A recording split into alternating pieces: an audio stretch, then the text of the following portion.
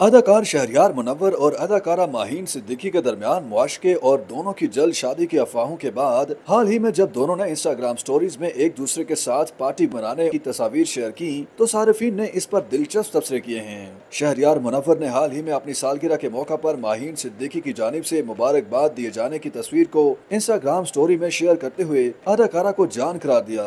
साथ ही शहरयार मुनव्वर ने माहीन सिद्दीकी समेत दीगर शोबिस शख्सियात की जानिब से रात देर गए घर आकर सालगिरह की पार्टी मनाने की तस्वीर भी शेयर करते हुए अदाकारा समेत दीगर शख्सियात का शुक्रिया भी अदा किया।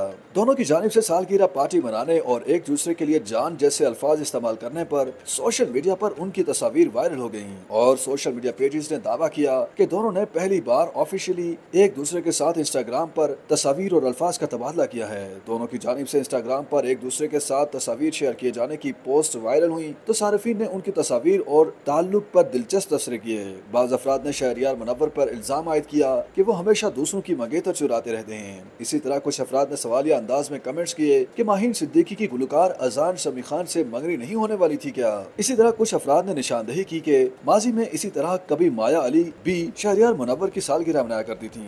कुछ सारिफीन ने उनके ताल्लुक को लेकर उनकी खूबसूरती और जिसामत पर भी कमेंट्स किए और लिखा कि शहरयार मुनव्वर हैंडसम मर्द हैं जबकि माहीन सिद्दीकी में विटामिन डी की कमी नजर आती है।